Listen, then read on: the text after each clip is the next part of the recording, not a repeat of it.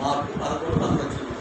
వారు యెరూషలేమునకు సమీపించి ఒలీవల కొండ దగ్గర ఉన్న బేత్ఫగే బేత్నియా అను గ్రామంలోకి వచ్చినప్పుడు ఆ తన శిష్యులలో యేసును చూసి ఎదురున్న గ్రామంలోకి వెళ్ళుడి, అందులో మీరు ప్రవేశింపగానే కట్టబడిన గాడిద పిల్ల కనబడును, దాని మీద ఏ మనుషుడును ఎప్పుడు కూర్చుని ఉండలేదు, దానికి తోడుకొని రండి, ఎవడైనను ఇలా చేస్తున్నారని అడిగిన వెడల అది ప్రభువు కాల్చిందని చెప్పుడి, తక్షణమే అతడు దాన్ని ఇక్కడ తోలుకొని పంపునని చెప్పాను.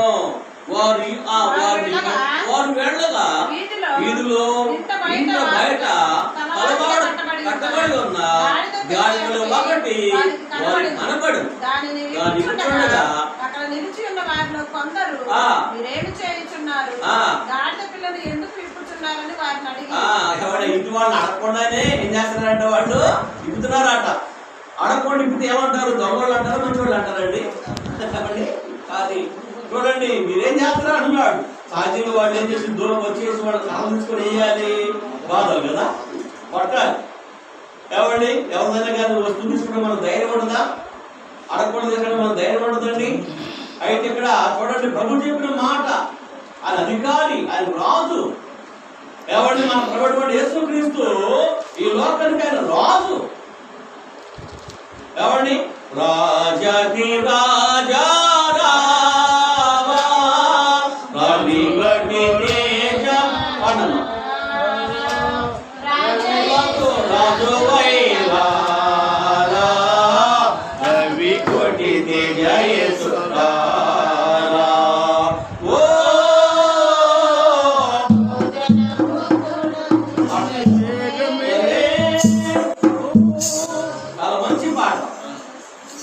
చాలా విలువైన పాటలు, ఎంత చక్కని పాటలు, ఎంత మంచి పాటలు అండి. కాబట్టి కొంతమంది పంటలు పెడతారు పాటలు, మురిగి పాటలు పెడతారు. ఏం పాడతారు? మురిగి పాటలు, సినిమా పాట. గుళ్ళు మీద మోగి పాట ఏంటంటే మురిగి పాటలు. దేవుడు నీతిమంతుడు, పరిశుద్ధుడు. ఎలాంటి మురిగి పాటలు అండి, సినిమా పాటలు, మురిగి పాటలు. అవి ఏ మనిషికైనా నెమ్మదిలారా. కాబట్టి ఒక శివజాన్ దగ్గర నేను మారుమనసు పొందినప్పుడు మా రైతులు మేము పనికెళ్ళేవాడు. ఆమె పుట్టిన శివుడు చూడండి, మామూలు శివుడు కాదు, మనిషి మాత్రం బాగా అందంగా ఉండదు. కానీ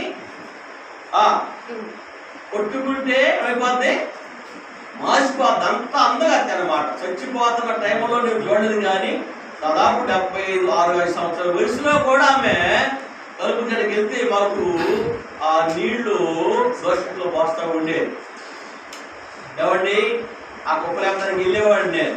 అప్పుడు నేను మారుమనసు పొందాను, అప్పుడు నేను రక్షించబడి ఉన్నాను. వాళ్ళ పొలికి వెళ్ళేవాడిని. వాళ్ళ మేనల్లుడు నన్ను ఏలియా పలాని దక్షిణ సైడ్కి వెళ్ళి ఈరియా జల్లు అని నాకు బస్తా ఎత్తేవాడు, లేకపోతే నౌకరం పుట్టించి పంపించేవాడు. నేను చేసేవాడిని. ఈరియా కనుక మోట ఎదిగితే కాలు బొమ్మలు చూసుకునేవాడు. కలు బొమ్మలు అంటే ఏంటి? ఖాళీ బొమ్మలు. ఒక ఖాళీ బొమ్మలు చూసుకుని ఏం చేసేవాడిని, ఈరియా గోతలోకి తీసి 2 మేఘాలను బొమ్మలో రోజు దాచిపెట్టేసేవాడు. ఇది గమనించాడు ఆయన, మా స్వామి గారు. గమనించి నేను దాచిపెట్టి చూసి వచ్చేసి మొత్తం తీసుకొచ్చాడు. నేనే వాళ్ళ గోతలు పోల్చాడు. ఎందుకంటే వీడు జోలిపోతే జాతర భయం మొత్తానికి మళ్ళా గోతలు పోసాడు. కానీ వాళ్ళ పొలాల్లో అలా చేసేవాడిని. కానీ మారుమనసు తర్వాత వాళ్ళని ఎంత ఇలువుగా చూశారంటే, ఎవరిని గౌరవించాడు. నీ బుద్ధి మారిపోయింది, నీ గుణం మారిపోయింది, నీ మాటలు మారిపోయింది, నీ శాస్త్రాలు మారిపోయింది అని చెప్పేసి వాళ్ళు చాలా ఆనందించారండి, సంతోషించారు. ఎవరి పొలంలోనైతే, ఎవరి ఇళ్ళలోనైతే, ఎవరి వస్తువులైతే నేను వాళ్ళకి తెలియకుండా నేను దొంగతనం చేసినానో వాళ్ళు నా ప్రవర్తన తర్వాత వాళ్ళందరూ సంతోషించారు. ఏమండి కనుక నా జీవితం మారిన తర్వాత వాడికి కూడా వాళ్ళని అనుమానించలేదు, మళ్ళీ వాళ్ళ పనులు కూడా నేను పోలేదు అసలు ముఖ్యంగా. కాబట్టి ప్రియ సహోదరులారా, ఎవరిని కట్టబడిన గాడిద మీకు, గాడిద పిల్ల మీకు కనబడింది అని చెప్పేస్తున్నాడు దేవుడు. దినాల్లో సైతాను ఎంత మందిని అనేక విధాలుగా బంధించాడండి. సైతాను రకరకాలటువంటి పాప భాషలతో బంధించి పడేశాడు. ప్రియ సహోదరులారా, అలాంటి వారిని అవన్నీ పొదిసేయడానికే ప్రభు వచ్చింది, విడిపిస్తానికే ప్రభు వచ్చింది. పిల్లరా, ఈ యొక్క 9వ అధ్యాయం 11వ వచనం ద్వారా ప్రభు నాకు 2027వ సంవత్సరం 2వ తారీఖున దేవుడు స్వయంగా మాకు ఇచ్చిన వాగ్దానం అది. యాదగిరి మనాపలో ఉండగా వాళ్ళ తల్లి వాడు ఆటలు కూర్చున్నప్పుడు సాప బకెట్లు పెట్టుకున్న తర్వాత ఆ మొహంతా వాసిపోయి నీరు కారిపోతా ఉంది, పట్టుకు ఎక్కువ వచ్చేసింది. కాబట్టి నాకు దగ్గుతాడని నమ్మకం నాకు లేదు. ఆ చేతుల్లో సిలిగా లేదు, ఆ పెదవులు మాత్రమే ఉన్నాయి.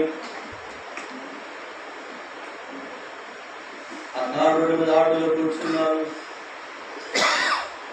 ఆ నాని పొందుతానా అన్నప్పుడు నీ ఇంట్లోకి వెళ్ళి ఎస్ఐడి వస్తానయ్యా అన్నాను. బాబా ఎడబాడేస్తావా, తీసుకుంటావా?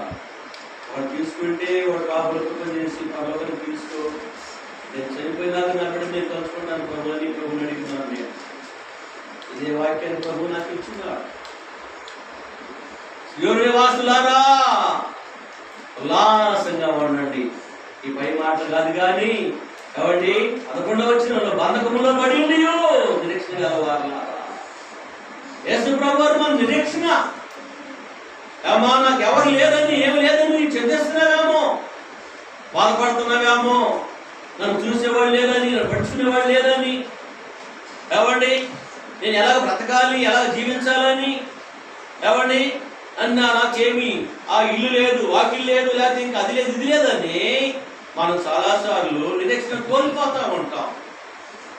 ఏవండి కోల్పోతా ఉంటాం ప్రియ సహోదరులారా. కానీ దేవుడు మంచి నిరీక్షణ వాగ్దానాన్ని దేవుడు మనకి ఇస్తా ఉన్నాడు.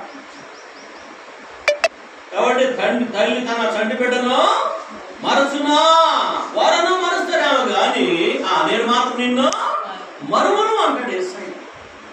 తల్లి అయినా మర్చిపోవచ్చు, తండ్రులు మర్చిపోతారు, వాళ్ళు గతించిపోయారు, లేరు. మా తండ్రికి ఇప్పుడు మేము జ్ఞాపకం ఉన్నాం, మా తల్లిగారు ఇప్పుడు మేము జ్ఞాపకం ఉన్నాం. ఎవరిని అయితే వాళ్ళు ఎలా ఉన్నా వాడు ఆపు లేకుండా మనకు తెలియదు. ప్రియ సహోదరులారా, అయితే ఒకడు ఆత్మ మాత్రం పాతాళంలో కేకేస్తుంది. ఎవరు కేకేస్తుంది? పాతాళంలో కేకేస్తున్నాడు కదా వాడు. ఎవడు? వాడి పేరు దానాజా. ఎవరిని చాలా గొప్ప ధనవంతుడు.